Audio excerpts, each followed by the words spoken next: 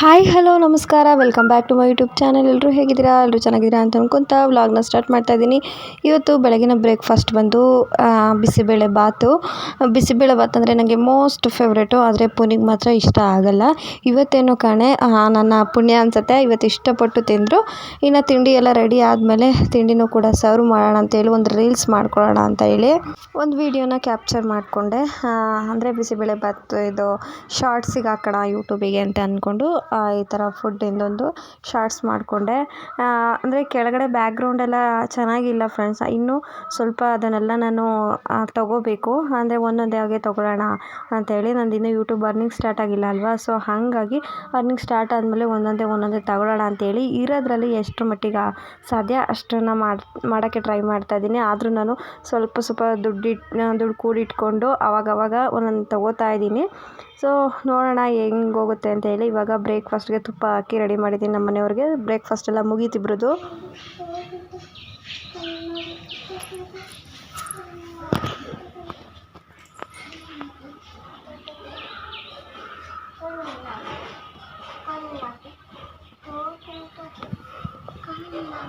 ಏನು ಆಡೋದು?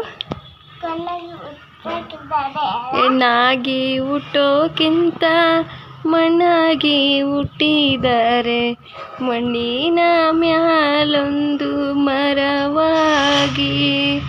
ಹೇಳು ಮತ್ತೆ ಹೇಳ್ತಾ ಇದೀಯಾ ಕೇಳಿಸ್ಕೊಂಡವ್ವ? ನನ್ನ ಸೊಪ್ಪಿನ ಗಿಡ ಎಲ್ಲ ಹಾಳು ಮಾಡಿದ್ಯಲ್ಲೋ ಲೋಫರು, ನಾನು ನೋಡೇ ಇಲ್ಲ. ಎದಳ ಮೇಲೆ ಥೂ ಎಲ್ಲ ಬಗ್ಗಿಸ್ಬಿಟ್ಟಿದ್ಯಲ್ಲೋ. ಎಷ್ಟು ಚೆನ್ನಾಯಿತು ಗಿಡ. ಏನಾಯ್ತು ದೇವ್ರು ನಿನಗೆ? ಮತ್ತು ಯಾಕೆ ಹಿಂಗೆ ಹಾಳು ಮಾಡಿದ್ದು ಸೊಪ್ಪೆಲ್ಲ? ನಾಳೆ ಊರಿಗೆ ಹೋಗ್ತಿಲ್ಲ, ಅವಾಗ ಆಟ ಆಡು ಅಂತ ಹೇಳ್ತಾ ಇದ್ದೀನಿ ತಾನೇ ಫ್ರೆಂಡ್ಸ್. ನಾಳೆ ಊರಿಗೆ ಹೋಗ್ತಾ ಇದ್ದೀವಿ. Welcome back to my YouTube channel. ನಾಳೆ ಊರಿಗೆ ಹೋಗ್ತಾ ಇದ್ದೀವಿ.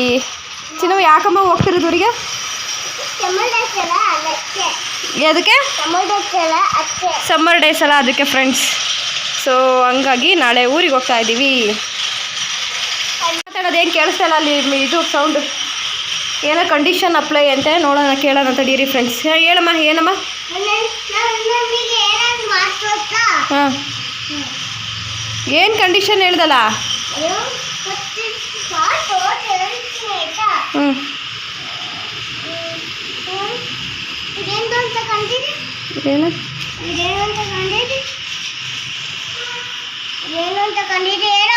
ಏನಪ್ಪ ಗೊತ್ತಿಲ್ಲ. ಇನ್ನು ನಮ್ಮ ಯಜಮಾನ್ರು ಬಂದು ಇವತ್ತು ಗಾಡಿದು ಕ್ಲಚ್ ಪ್ಯಾಡ್ ಏನೋ ಸೌಂಡ್ ಬರ್ತಿದೆ ಅಂತ ಹೇಳ್ಬಿಟ್ಟು ಹೋದರು ಸರ್ವಿಸಿಗೆ ಅಂತೇಳಿ. ಇನ್ನು ಆಲೂವೆರಾ ಏರ್ ಪ್ಯಾಕ್ ಹಾಕ್ಕೊಳ್ಳೋಣ ಅಂತೇಳಿ. ತುಂಬ ದಿನ ಆಗೋಗಿತ್ತು ಏರ್ ಪ್ಯಾಕ್ ಹಾಕ್ಕೊಂಡು. ಸೊ ಈಗ ಏರ್ ಪ್ಯಾಕ್ ಹಾಕ್ಕೊಳ್ಳೋಣ ಅಂತೇಳಿ ಆಲೂವೆರಾ ನನ್ನ ಪಾಟಲ್ಲೇ ಬೆಳೆದಿರೋದ್ರಿಂದ ತುಂಬ ಇತ್ತು ಆಲೂವೆರಾ. ಅದಕ್ಕೆ ಆಲೂವೆರಾನ ಯೂಸ್ ಮಾಡಿಕೊಂಡು ಒಂದು ಏರ್ ಪ್ಯಾಕ್ ಹಾಕ್ಕೊಳ್ಳೋಣ ಅಂತೇಳಿ ಇವಾಗ ಸೈಡ್ಸ್ ಎಲ್ಲ ನೀಟಾಗಿ ಒಂದು ಸಲ ತೊಳ್ಕೊಂಡು ಅದನ್ನು ಈ ಥರ ಎಡ್ಜಸ್ ಎಲ್ಲ ಕಟ್ ಮಾಡಿಕೊಂಡು ಒಳಗಡೆ ಏನು ತಿರುಳಿರುತ್ತೆ ಅದನ್ನು ಮಾತ್ರ ಹಾಕ್ಕೊತಾ ಇದ್ದೀನಿ. ಅಂದರೆ ಜೆಲ್ಲಿ ಟೈಪ್ ಇರುತ್ತಲ್ಲ ಆಲೂವೆರಾ, ಸೊ ಅದನ್ನು ಮಾತ್ರ ಹಾಕ್ಕೊಂಡು ಅದಕ್ಕೊಂದು ಒಂದೇ ಒಂದು ಸ್ಪೂನ್ ಆಗೋವಷ್ಟು ನಾನೇನು ತಲೆಗೆ ಆಯಿಲ್ ಬಳಸ್ತೀನಿ ಅದು, ಇಲ್ಲ ಪ್ಯಾರಾಚೂಟ್ ಎಣ್ಣೆ ಅಥವಾ ಯಾವ್ದಾರು ಆಯಿತು ತಲೆಗೆ ಹಾಕುವಂಥ ಎಣ್ಣೆ ಒಂದು ಸ್ಪೂನನ್ನು ಹಾಕ್ಕೊಂಡು ಅಂದರೆ ಮಿಕ್ಸಿ ಮಾಡಿಕೊಂಡು ಗ್ರೈಂಡ್ ಮಾಡಿಕೊಂಡು ಹಚ್ಕೊಳ್ಳೋದು ಅಷ್ಟೇ. ತುಂಬ ಸಿಲ್ಕಿಯಾಗಿ ಬರುತ್ತೆ ಇದು ಕೂದಲು. ತುಂಬ ಆಲೂವೆರಾ ಮುಖಕ್ಕೆ ಅಂತ ಅಲ್ಲ, ಹೊಟ್ಟೆಗಾಗಿರ್ಬೋದು, ತಲೆಗಾಗಿರ್ಬೋದು, ಮುಖಕ್ಕಾಗಿರ್ಬೋದು, ಎಲ್ಲದಕ್ಕೂ ಆಲೂವೆರಾ ಒಳ್ಳೆಯದು ಆಗುತ್ತೆ. ನಿಮಗೆ ಆಲೂವೆರಾ ಅಂತಂದರೆ ಇದನ್ನು ಕಂಪಲ್ಸರಿ ಯೂಸ್ ಮಾಡಿ, ಒಳ್ಳೆ ರಿಸಲ್ಟ್ ಕೊಡುತ್ತೆ. ಇನ್ನು ಒಂದು ಸ್ಪೂನ್ ಆಗೋಷ್ಟು ಎಣ್ಣೆ ಹಾಕ್ಕೊಂಡು ಗ್ರೈಂಡ್ ಮಾಡ್ಕೊಂಡಿದ್ದೀನಿ. ನಾನು ಮಾಮೂಲಿ ಅಂದರೆ ನನ್ನ ತಲೆಗೆ ಹಾಕ್ತೀನಲ್ಲ ಹರ್ಬಲ್ ಹೇರ್ ಆಯಿಲ್ ಮನೇಲೇ ಮಾಡ್ಕೊಂಡಿದ್ನಲ್ಲ ಅದನ್ನೇ ಹಾಕ್ಕೊತಾ ಇದ್ದೀನಿ. ನೋಡ್ತಾ ಇರ್ಬೋದು ಈ ಥರ ಆಗಿದೆ. ಇದೇನು ಜೆಲ್ಲಿ ಟೈಪ್ ಏನು ಬರೋಲ್ಲ, ಮಾಮೂಲಿ ವಾಟರ್ ಥರನೇ ಆಗುತ್ತೆ. ಸೊ ಅದಕ್ಕೆ ಒಂದು ಕಾಟನ್ ತೊಗೊಂಡಿದ್ದೀನಿ. ಅಂದರೆ ಕೈಯಲ್ಲೇ ಹಚ್ಕೊಳಕ್ಕಾಗಲ್ಲ, ಅದನ್ನು ಬಿದ್ದೋಗ್ಬಿಡುತ್ತೆ ಬಟ್ಟೆ ಮೇಲೆಲ್ಲ ಇದಾಗುತ್ತೆ ಅಂತ ಹೇಳ್ಬಿಟ್ಟು ಈ ಥರ ನೀಟಾಗಿ ಒಂದು ಸಲ ಬಿಡಿಸ್ಕೋಬೇಕು. ಯಾವುದೇ ಏರ್ ಪ್ಯಾಕ್ ಹಾಕ್ಕೋಬೇಕಾದ್ರೂ ಮುಂಚೆನೇ ಒಂದು ಸಲ ನೀಟಾಗಿ ಸಿಕ್ಕೆಲ್ಲ ಬಿಡಿಸ್ಕೋಬೇಕು. ತಲೆ ನೀಟಾಗಿ ಬಾಚಿಕೊಂಡು ಆಮೇಲೆ ಈ ಥರ ಅಪ್ಲೈ ಮಾಡಬೇಕು. ಇನ್ನು ಏರ್ ಪ್ಯಾಕ್ ಹಾಕೋದ್ರಿಂದ ಅಥವಾ ಏರ್ ಆಯಿಲ್ ಹಚ್ಚೋದ್ರಿಂದ ಕೂದಲು ಬೆಳೆಯುತ್ತೆ, ಅದು ನಿಜ. ಬಟ್ ಅದು 50% ವರ್ಕ್ ಮಾಡುತ್ತೆ ಅಷ್ಟೇ. ನಮಗೆ ಪೂರ್ತಿಯಾಗಿ ರಿಸಲ್ಟ್ ಸಿಗಬೇಕು ಅಂತಂದರೆ ನಾವು ತುಂಬ ಇದನ್ನು ಫಾಲೋ ಮಾಡಬೇಕಾಗತ್ತೆ. ಅದು ಹೆಣ್ಮಕ್ಳಿಂದ ಸಾಧ್ಯ ಇಲ್ಲ ಆಲ್ಮೋಸ್ಟು. ಇಲ್ಲ ನಮಗೆ ಅದೇ ಕೆಲಸ, ನಮ್ಮ ಬ್ಯೂಟಿ ಕಾನ್ಷಿಯಸ್ ಅಂತ ಹೇಳಿದ್ರೆ ಅಂಥವರು ಫಾಲೋ ಖಂಡಿತ ಮಾಡಿ. 100% ರಿಸಲ್ಟ್ ಕೊಡುತ್ತೆ. ನಿದ್ದೆ ಮಾಡೋದಾಗಿರ್ಬೋದು, ದಿನಕ್ಕೆ 6 ಅವರ್ ನಿದ್ದೆ ಖಂಡಿತವಾಗ್ಲೂ ಆಗಬೇಕು. ಮತ್ತು ಫುಡ್ಡು ಒಳ್ಳೆ ಫುಡ್ ತಿನ್ನಬೇಕು. ಜಂಕ್ ಫುಡ್ನ ತಿನ್ನಬಾರ್ದು. ಅಂದರೆ ಆಯಿಲಿಯಾಗಿ ಕರಿಯೋವಂಥದ್ದು, ನಾವಂತೂ ಅದನ್ನು ಮಾಡೋದೇ ಇಲ್ಲ, ಇಷ್ಟಪಡೋದೇ ಅದನ್ನು. ಮತ್ತು ಇನ್ನು ಹಾರ್ಮೋನ್ ಇಂಬ್ಯಾಲೆನ್ಸ್ ಆದರೂ ಕೂಡ ಈ ಥರ ಕೂದಲು ಉದುರುತ್ತೆ. ಯಾವುದೇ ರೀತಿ ಸ್ಟ್ರೆಸ್ ತೊಗೋಬಾರ್ದು, ಯೋಚನೆ ಮಾಡಬಾರ್ದು, ಟೆನ್ಷನ್ ತೊಗೋಬಾರ್ದು. ಎಲ್ಲದಕ್ಕೂ ಕೂಡ BP ಏರುಪೇರು ಆದ್ರೂ ಕೂಡ ತಲೆ ಕೂದಲು ಉದುರುತ್ತೆ. ಬಟ್ ಆ ಥರ ಹೇಳೋಕ್ಕೆ ಆಗಲ್ಲ. ಚಿಕ್ಕ ಚಿಕ್ಕ ವಿಚಾರಕ್ಕೂ ಯೋಚನೆ ಮಾಡ್ದಂಗೆ, ಅಯ್ಯೋ ನನ್ನ ತಲೆ ಕೂದಲು ಉದುರುತ್ತೆ ಅಂತ ಯೋಚನೆ ಮಾಡ್ದಂಗೆ, ಅಥವಾ ಯಾವುದೋ ಟೆನ್ಷನ್ ತೊಗೊಳ್ದಂಗೆ ನಿದ್ದೆಗೆ ಎಡಲೇಬೇಕಾಗತ್ತೆ. ಮನೆ ಪರಿಸ್ಥಿತಿ ಹೆಂಗಿರುತ್ತೋ ಹಂಗೆ ಹೊಂದ್ಕೊಳ್ಳೇಬೇಕಾಗತ್ತೆ. ಎಲ್ಲದನ್ನು ಫಾಲೋ ಮಾಡೋಕ್ಕಾಗಲ್ಲ. ಸೊ ಫಾಲೋ ಮಾಡೋಕ್ಕಾಗಲ್ಲ ಅಂತಲೇ ಈ ಥರ ಕೆಲವೊಂದು ಏರ್ ಪ್ಯಾಕ್ಗಳು ಅಥವಾ ಕೈಲಾದಷ್ಟು ಏರ್ ಕೇರ್ ಮಾಡಿದ್ರೆ ಒಳ್ಳೆಯದು. ನಾವು ಹೊರ್ಗಡೆ ಏನು ಕೇರ್ ಮಾಡ್ತೀವಿ ಕೂದಲಿಗೆ, ಹಾಗೇ ನಮ್ಮ ಬಾಡಿಗೂ ಕೂಡ ಒಳ್ಳೆ ಅಂತ ಇದನ್ನು ಕೊಡಬೇಕಾಗತ್ತೆ. ನಿದ್ದೆ ಆಗಿರ್ಬೋದು, ಪ್ರೋಟೀನ್ ಅಂಶ ತಿನ್ನೋದಾಗಿರ್ಬೋದು, ಹಣ್ಣುಗಳು, ಈ ಥರ ವ್ಯಾಯಾಮ ಎಲ್ಲದೂ ಕೂದಲು ಗ್ರೋತಿಗೆ ಕಾರಣ ಆಗುತ್ತೆ. ನಾನಂತೂ ಮುಂಚೆ ಯಾವುದೇ ಬ್ಯೂಟಿ ಕೇರ್ ಆಗಿರ್ಬೋದು, ಏರ್ ಕೇರ್ ಆಗಿರ್ಬೋದು ಯಾವುದೂ ನಾನು ಮಾಡ್ತಾ ಇರಲಿಲ್ಲ. ಸ್ಟಾರ್ಟಿಂಗು ಯೂಟ್ಯೂಬ್ ಸ್ಟಾರ್ಟ್ ಮಾಡಿದ್ಮೇಲೆ ಕಂಟೆಂಟಿಗೋಸ್ಕರ ಮಾಡ್ತಾಯಿದ್ದೆ. ಇರೋ ಫ್ಯಾಕ್ಟನ್ನು ಹೇಳ್ತಾ ಇದ್ದೀನಿ. ಕಂಟೆಂಟ್ಗೋಸ್ಕರ ಮಾಡ್ತಾಯಿದ್ದೆ. ಆಮೇಲೆ ಫುಲ್ಲು ಬಿಳಿ ಕೂದಲಾಗೋದು ಅಥವಾ ಮುಖದಲ್ಲಿ ಏನೋ ಚೇಂಜಸ್ಸು ಈ ಥರ ಕಾಣಿಸ್ತು. ಆಮೇಲೆ ಗೊತ್ತಾಯಿತು ನನಗೆ ಇದೆಲ್ಲ ಯಾವುದೂ ಇಲ್ದಲೆ ನಾವೇನು ಅಂದ್ಕೊಂಡಿದ್ದು, ಅದೆಲ್ಲ ಮಾಡಿದ್ರೆ ಇರೋದೆಲ್ಲೋಗುತ್ತೆ, ಆ ಥರ ನಮ್ಮ ಹಳ್ಳಿಗಳಲ್ಲಿ ನಾವು ಅದೇ ಥರ ಥಿಂಕ್ ಮಾಡೋದು. ಅಯ್ಯೋ ಆಗಬೇಕು ಅಂದರೆ ಹೆಂಗಿದ್ರು ಆಗುತ್ತೆ ಅನ್ನೋ ಥರ ಈ ಥರ ಮೆಂಟಾಲಿಟಿಲೇ ಇದ್ದೆ. ಆಮೇಲೆ ಗೊತ್ತಾಯಿತು ನಾವು ನಮ್ಮ ಬಾಡಿನ ಎಷ್ಟು ಕೇರ್ ಮಾಡ್ತೀವೋ ಅಷ್ಟೇ ನಾವು ಆರೋಗ್ಯವಾಗಿ ಚೆನ್ನಾಗಿರ್ತೀವಿ ಅಂತ. ನಾನಂತೂ ಇವಾಗ ತುಂಬ ದಿನ ಆಗೋಗ್ಬಿಟ್ಟಿತ್ತು ಏರ್ ಕೇರ್ ಮಾಡಿ. ಏರ್ ಪ್ಯಾಕ್ ಹಾಕಿ ತುಂಬ ದಿನವೇ ಆಗೋಗ್ಬಿಟ್ಟಿತ್ತು. ಅಟ್ಲೀಸ್ಟ್ ವಾರಕ್ಕೆ ಒಂದು ಸತಿನಾದ್ರು ಹಾಕಬೇಕು. ಬೇಡ ನಮ್ಮ ಕೈಲಿ ಆಗಲ್ಲ ಅಂತಂದ್ರೂ ಅಟ್ಲೀಸ್ಟ್ ಒಂದು 15 ದಿನ 20 ದಿನಕ್ಕೆ ಒಂದು ಸಲನಾದರೂ ಈ ಥರ ಹೇರ್ ಪ್ಯಾಕ್ಗಳನ್ನ ಹಾಕೊಳ್ಳೋದ್ರಿಂದ ಬಾಡಿ ಕೂಡ ತಂಪಾಗಿರುತ್ತೆ, ತಲೆನೋವು ಕೂಡ ಬರೋದಿಲ್ಲ.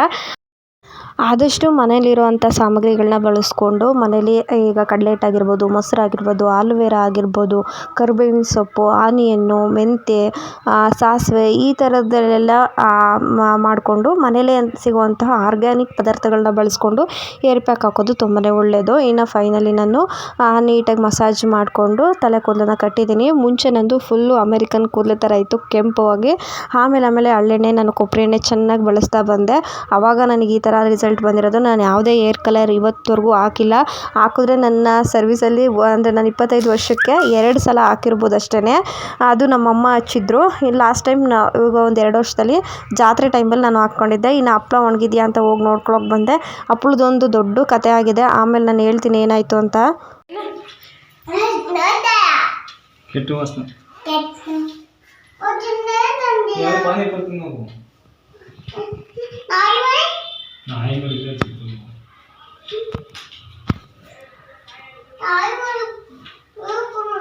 ನಾಳೆ ಊರಿಗೆ ಹೋಗ್ತೀಯಲ್ಲ, ಗೌರವ್ ಹೇಳ್ತೇನೆ ತಂದು ಕೊಡಿಸು. ಓಕೆ, ಇವಾಗ ಸಿಗ್ಲಿಲ್ಲ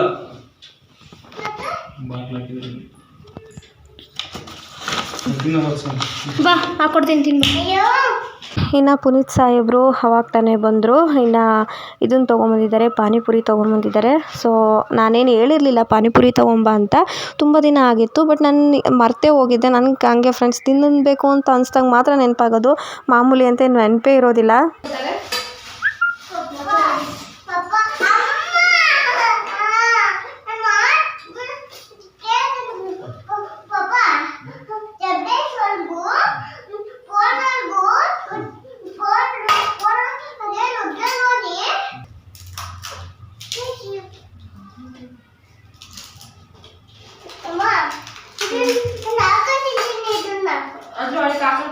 ಪಾನಿ ಎಲ್ಲ ಮಗ್ನೆ ಇದು ಸರಿ ಹಂಗೆ ಈ ಸ್ಪೂನಲ್ಲಿ ತಿನ್ನಿಸ್ತೀನಿ. ಹಂಗೆ ತಿನ್ನಕ್ಕಾಗಲ್ಲ, ಈಗ ಸುಡ್ತೈತಿತಾ ಕೂತ್ಕೊ. ಸ್ಪೂನಲ್ಲಿ ತಿನ್ನಿಸ್ತೀನಿ. ಎಷ್ಟು ತಗೊಂಡು ಮನೇಲೆ ಮಾಡ್ಕೊಂಡು ನಮ್ಮ ಮನೆ ಎಸ್ಕೊಂಡೆ ಅವನ ಕೈ ಹೇಳ್ಕೊಂಡು ಪಾನಿಪುರಿ ಎಲ್ಲ ತಿಂದು ಅಪ್ಪಾಗಿನ ಹತ್ಕೊಳಕ ಅಂತ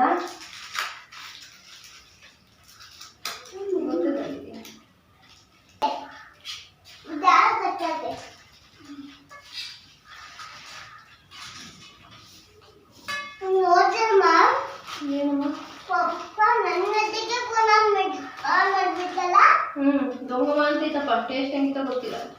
ಹೌದಾ? ಹೇಳಿ ತಿನ್ನಿಸ್ತೀನಿ ಬಾ.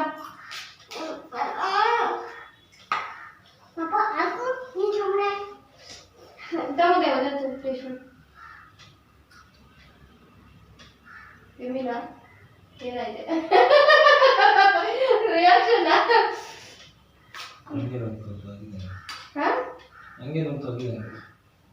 ಹಾಕೊಂಬಲೆ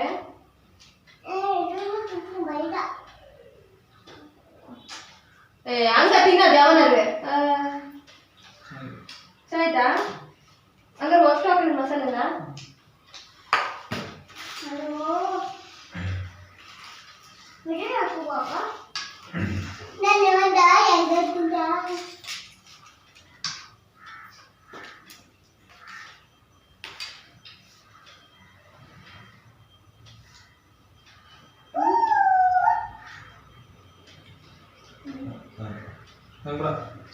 ಇಬ್ರು ತಿನ್ನೋಣ?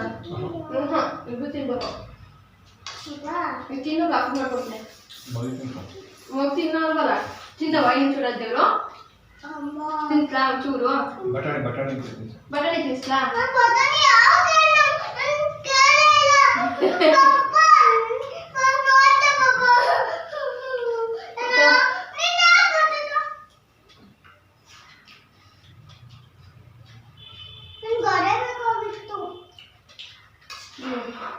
ಎಷ್ಟು ಚೆನ್ನಾಗಿದೆ.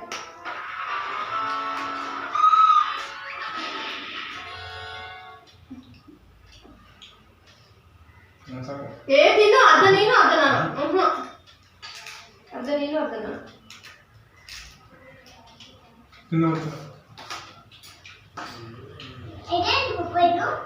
ಚೂರ್ದೇವು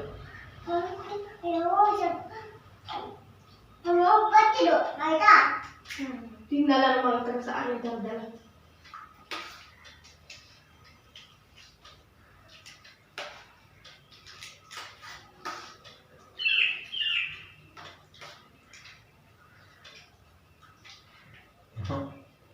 ಬಾಯಿ ಮುಚ್ಕೊಂಡು ತಿನ್ನು ಅರ್ಧ ನೀನು ಅರ್ಧ ನಾನು. ಅಷ್ಟು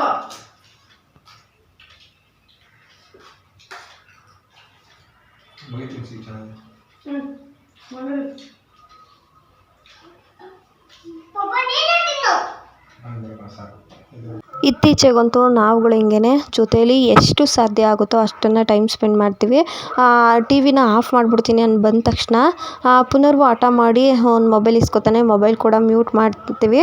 ಈಗ ಅವನನ್ನ ಸ್ಟ್ರಿಕ್ಟ್ಲಿ ಆಗಿ ಇಲ್ಲ ನೀನು ಕೂತ್ಕೊಂಡು ಮಾತಾಡೋ ನಮ್ಮ ಜೊತೆ ಅಂತ ಹೇಳೋಕ್ಕಾಗಲ್ಲ. ಮಗು ಅಲ್ವಾ, ಅದಕ್ಕಿನ್ನೂ ಗೊತ್ತಾಗಲ್ಲ. ಆಮೇಲೆ ತಾನಾಗೇ ಕಲಿತಾನೆ.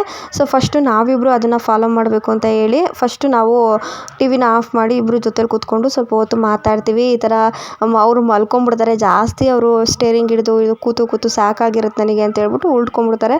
ಆಮೇಲೆ ಜೊತೆಲಿ ಕೂತ್ಕೊಂಡು ನಾವು ಸಾಧ್ಯ ಆದಷ್ಟು ನಮ್ಮ ಮಧ್ಯೆ ಏನು ಮಿಸ್ಅಂಡರ್ಸ್ಟ್ಯಾಂಡಿಂಗ್ ಇರುತ್ತೆ ಅದನ್ನು ಕ್ಲಾರಿಟಿ ತೊಗೋತೀವಿ. ಅಂದರೆ ವಾರವೆಲ್ಲ ನಾವು ಸಿಕ್ಕೇ ಇರೋದಿಲ್ಲ ಅಲ್ವಾ. ಹಾಗಾಗಿ ನೀನು ಅವತ್ತು ಹಿಂಗೆ ಅಂದಿದ್ದೆ, ನೀನು ಹಂಗೆ ಅಂದಿದ್ದೆ, ನನಗೆ ಇದಕ್ಕೆ ಸಿಟ್ಟು ಬಂತು. ಅವತ್ತ ಒಂದು ಕ್ಷಣದಲ್ಲಿ ನಾವು ಅಂದರೆ ನಮ್ಗೆ ಏನಾರು ಸಿಟ್ಟು ಬಂದಿರುತ್ತೆ.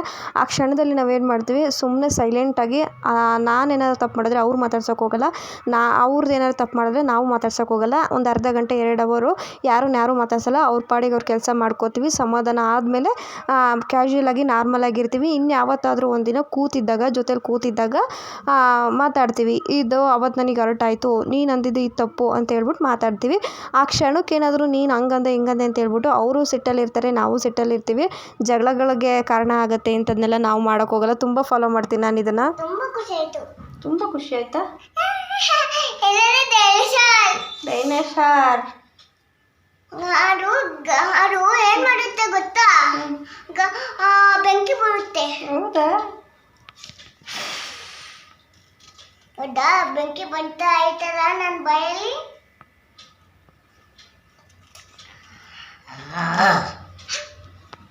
Welcome back to my YouTube channel. Friends ಎಲ್ಲರೂ ಹೇಗಿದ್ದೀರಿ? ಎಲ್ಲರೂ ಚೆನ್ನಾಗಿದ್ದೀರಾ ಅಂತ ಅನ್ಕೊತ ವ್ಲಾಗ್ನ ಸ್ಟಾರ್ಟ್ ಮಾಡ್ತಾ ಇದ್ದೀನಿ. ವ್ಲಾಗ್ನ ಕಂಟಿನ್ಯೂ ಮಾಡ್ತಾ ಇದ್ದೀನಿ. ಸೊ ಇವಾಗ ಮಜ್ಜಿಗೆ ಸಾರು ಮಾಡೋಣ ಅಂತೇಳಿ ಪೂಜೆ ಎಲ್ಲ ಆಯಿತು ಶನಿವಾರದ್ದು. ಶನಿವಾರ ಪೂಜೆ ಎಲ್ಲ ಮುಗಿಸಿ ಇವಾಗ ಮಜ್ಜಿಗೆ ಸಾರು ಮಾಡೋಣ ಅಂತೇಳಿ ನನ್ನ ಹಸ್ಬೆಂಡ್ ಆಚೆ ಹೋಗಿದ್ದಾರೆ. ಅಂದರೆ ಆಚೆ ಅಂದರೆ ಇಲ್ಲೇ ಕಾಂಪೌಂಡ್ ಹತ್ರ ಹೋಗಿದ್ದಾರೆ. ಸೊ ಏನು ಅಂದರೆ ಚಿಕ್ಕ ಮಕ್ಕಳು ಆಟ ಆಡ್ತಾಯಿದ್ವಲ್ಲ, ಗಾಡಿ ಬಡ್ದು ಸೌಂಡ್ ಮಾಡ್ತಾಯಿದ್ದು. ಸೊ ಹಾಗಾಗಿ ಏನಾದರೂ ಸ್ಕ್ರ್ಯಾಚಸ್ ಮಾಡ್ತವೆ ಅಂತೇಳಿ ಅಲ್ಲೇ ಕಾಯ್ತಾ ಕೂತಿದ್ದಾರೆ. ಮಕ್ಕಳನ್ನ ಆಟ ಆಡ್ತಿದ್ದಾರಲ್ಲ, ಸೊ ನೋಡಿಕೊಂಡು ಅಲ್ಲೇ ಕೂತಿದ್ದಾರೆ. ಸೊ ಈಗ ಅಡುಗೆ ಸ್ಟಾರ್ಟ್ ಮಾಡೋಣ. ಟೈಮ್ ಬಂದು ಈಗ 8:15. ಸೊ ನಮ್ಮ ಪುಟಾಣಿ ಯಾಕೆ ಓಡೋಗ್ತಾಯಿದ್ವಿ. ಪುಟಾಣಿ ಬಾಯ್ಲಿ.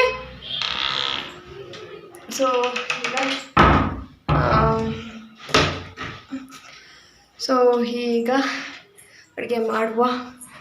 ಏನು ಅಡುಗೆ ಮಾಡ್ತೀನಿ ಅಂದರೆ ಫ್ರೆಂಡ್ಸ್, ಈಗಿನ್ನು ಪೂಜೆಯಿಂದ ಎಲ್ಲ ಕ್ಲೀನ್ ಮಾಡಿ ಸ್ವಚ್ಛ ಭಾರತ್ ಮಾಡಿದ್ದೆ. ನೋಡಿದ್ರೆ ಈಗ ಫುಲ್ ಗಲೀಜು ಮಾಡಾಕ್ಬಿಟ್ಟಿದ್ದಾರೆ ಅಪ್ಪ ಮಗ ಇಬ್ಬರು ಸೇರಿಕೊಂಡು. ಸೊ ಮಜ್ಜಿಗೆ ಸಾರು ಮಾಡ್ತೀನಿ ಫ್ರೆಂಡ್ಸ್. ಮಜ್ಜಿಗೆ ಸಾರು ನಾನು ಇನ್ಸ್ಟಾಗ್ರಾಮಲ್ಲಿ ಒಂದು ನೋಡಿದ್ದೆ. ಸೊ ಅದೇ ಥರ ಟ್ರೈ ಮಾಡ್ತೀನಿ ಇವತ್ತು. ಸೊ ಬನ್ನಿ.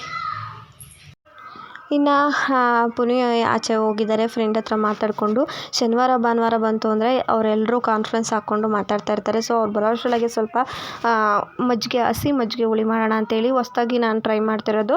ಒಂದು 7ರಿಂದ 8 ಬೆಳ್ಳುಳ್ಳಿ, 1 ಇಂಚು ಅಷ್ಟು ಶುಂಠಿ, ಒಂದು 4ರಿಂದ 5 ಖಾರಕ್ಕೆ ಎಷ್ಟು ಬೇಕೋ ಅಷ್ಟು ಹಸಿಮೆಣ್ಸಿನ್ಕಾಯಿ, ಒಂದು ಅರ್ಧ ಸ್ಪೂನಷ್ಟು ಕಾಳುಮೆಣಸು ಇಷ್ಟನ್ನು ಹಾಕ್ಕೊಂಡು ಎಣ್ಣೆಯಲ್ಲಿ ಚೆನ್ನಾಗಿ ಫ್ರೈ ಮಾಡಿಕೊಂಡು ತಣ್ಣಗಾದ್ಮೇಲೆ ಒಂದು ಜಾರಿಗೆ ಹಾಕ್ಕೊಂಡು 1 ಹಿಡಿಯಷ್ಟು ಕೊತ್ತಂಬರಿ ಸೊಪ್ಪನ್ನು ಹಾಕ್ಕೊಂಡು 1 ಹಿಡಿಯಷ್ಟು ಕಾಯಿ ತುರಿನ ಹಾಕ್ಕೊಂಡು 1-1.5 ಸ್ಪೂನಷ್ಟು ಅಂದರೆ ಇದು ಟೀ ಸ್ಪೂನಷ್ಟು ಇದನ್ನು ಹಾಕ್ಕೊಂಡಿದ್ದೀನಿ, ಜೀರಿಗೆನ ಇಷ್ಟನ್ನು ಹಾಕ್ಕೊಂಡು ಗ್ರೈಂಡ್ ಮಾಡ್ಕೊಂಡಿದ್ದೀನಿ. ಇದನ್ನು ಒಗ್ಗರಣೆ ಕೊಟ್ಕೋಬೇಕು. ಒಣಮೆಣಸು, ಕರಿಬೇವು, ಈರುಳ್ಳಿ, ಸಾಸಿವೆ, ಜೀರಿಗೆ ಒಗ್ಗರಣೆ ಕೊಡಬೇಕು. ನಾನು ಸಾಸಿವೆ ಜೀರಿಗೆನ ಸ್ಕಿಪ್ ಮಾಡಿದ್ದೀನಿ, ಏಕೆಂದರೆ ಜೀರಿಗೆ ಆಲ್ರೆಡಿ ಹಾಕಿದ್ದೀನಿ, ಸಾಸಿವೆ ಖಾಲಿಯಾಗಿತ್ತು. ಸೊ ಹಾಗಾಗಿ ಹಿಂಗಿದ್ರೆ ಹಿಂಗನ್ನು ಕೂಡ ಹಾಕ್ಕೊಳ್ಳಿ, ಇದು ಒಳ್ಳೆ ಟೇಸ್ಟ್ ಕೊಡುತ್ತೆ. ಈಗ ಒಗ್ಗರಣೆಗೆ ಖಾರನ ಹಾಕ್ಕೊಂಡು ಮಿಕ್ಸ್ ಮಾಡ್ಕೋಬೇಕು. ಇನ್ಸ್ಟಾಗ್ರಾಮಲ್ಲಿ ಹೇಳಿದ್ದು ಏನಂತ ಅಂದರೆ ಒಗ್ಗರಣೆ ತಣ್ಣಗಾದ್ಮೇಲೆ ಈ ಖಾರನ ಹಾಕಿ ಆಮೇಲೆ ಮಜ್ಜಿಗೆನ ಹಾಕ್ಕೊಂಡು ಮಿಕ್ಸ್ ಮಾಡಿಕೊಂಡ್ರೆ ಅದು ಹಸಿ ಮಜ್ಜಿಗೆ ಅಂತ ಹೇಳ್ಬಿಟ್ಟು, ಹಸಿ ಮಜ್ಜಿಗೆ ಹುಳಿ ಅಂತ. ಬಟ್ ನಾನು ಇದನ್ನು ಚೆನ್ನಾಗಿ ಖಾರನ ಕುದಿಸ್ಕೊಂಡಿದ್ದೀನಿ ಮೀಡಿಯಮ್ ಫ್ಲೇಮಲ್ಲಿ. ಆದಷ್ಟು ಒಂದು 5ರಿಂದ 10 ನಿಮಿಷ ಕುದಿಸ್ಕೊಂಡಿದ್ದೀನಿ ಉಪ್ಪು ಹಾಕ್ಕೊಂಡು. ಆಮೇಲೆ ತಣ್ಣಗಾದ್ಮೇಲೆ ನಾನು ಮಜ್ಜಿಗೆನ ಮಿಕ್ಸ್ ಮಾಡ್ಕೊಂಡಿದ್ದೀನಿ.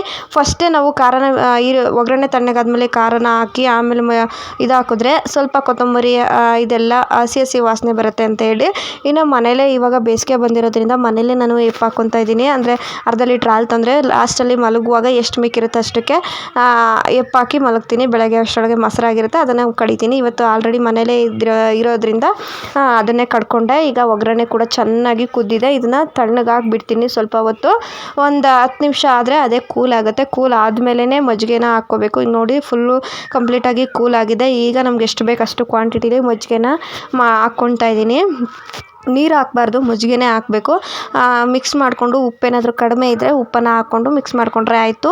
ಒಳ್ಳೆ ಟೇಸ್ಟಿಯಾಗಿತ್ತು. ನಾನು ಫಸ್ಟ್ ಟೈಮ್ ಟ್ರೈ ಮಾಡಿದ್ದು, ಬಟ್ ಸಖತ್ತಾಗಿತ್ತು, ಇಷ್ಟ ಆಯಿತು ನನಗೆ. ಅಂದರೆ ಸ್ವಲ್ಪ ಖಾರ ಅಂತ ಅನ್ನಿಸ್ತಾ ಇತ್ತು ಪುನಿಗೆ, ಬಟ್ ನನಗೆ ಇಷ್ಟ ಆಯಿತು. ಯಾಕಂದರೆ ನಾನು ಚಿಕ್ಕದ್ರಿಂದ ಸ್ವಲ್ಪ ಜಾಸ್ತಿ ಖಾರ ತಿಂದಿದ್ದೀನಿ. ಪುನಿ ಅಷ್ಟು ಇಷ್ಟಪಡಲ್ಲ ಖಾರನ, ಸ್ವಲ್ಪ ಕಡಿಮೆ ಇರಬೇಕು. ಹಂಗಾಗಿ ಅವ್ರಿಗೆ ಸ್ವಲ್ಪ ಖಾರ ಅಂತ ಅನ್ನಿಸ್ತಂತೆ. ಇನ್ನು ಊಟ ಜೊತೆಲೇ ಮಾಡಿದ್ವಿ. ಜೊತೆಲೇ ಊಟ ಮಾಡಿ ಇವತ್ತು ಹೊರಗಡೆ ಕೂತ್ಕೊಂಡು ಒಂದು 2 ಅವರ್ಸ್ ಏನೋ ಮಾತಾಡಿದ್ವಿ. ನಾನು ಪಾತ್ರೆ ಬೆಳಗ್ದೆ ಆಚೆಲೆ ಕೂತ್ಕೊಂಡು. ಆಮೇಲೆ ಆಚೆಲೆ ಎದ್ದು ಬರೋಕ್ಕೆ ಮನಸ್ಸೇ ಆಗಲಿಲ್ಲ, ಅಲ್ಲೇ ಕೂತ್ಕೊಂಡು ಒಂದು 2 ಅವರ್ ಮಾತಾಡ್ವಿ. ಆಮೇಲೆ ಮಲ್ಕೊಂಡ್ವಿ. ಇವತ್ತಿನ ವ್ಲಾಗ್ ಇಷ್ಟೇ. ಇವತ್ತಿನ ವ್ಲಾಗ್ ಏನಾದರೂ ಇಷ್ಟ ಆಗಿದೆ ದಯವಿಟ್ಟು ಒಂದೇ ಒಂದು ಲೈಕ್ ಮಾಡಿ, ಶೇರ್ ಮಾಡಿ, ಸಬ್ಸ್ಕ್ರೈಬ್ ಆಗೋದನ್ನು ಮರಿಬೇಡಿ. ತಪ್ಪದೆ ಕಮೆಂಟ್ ಮಾಡಿ. Thank you.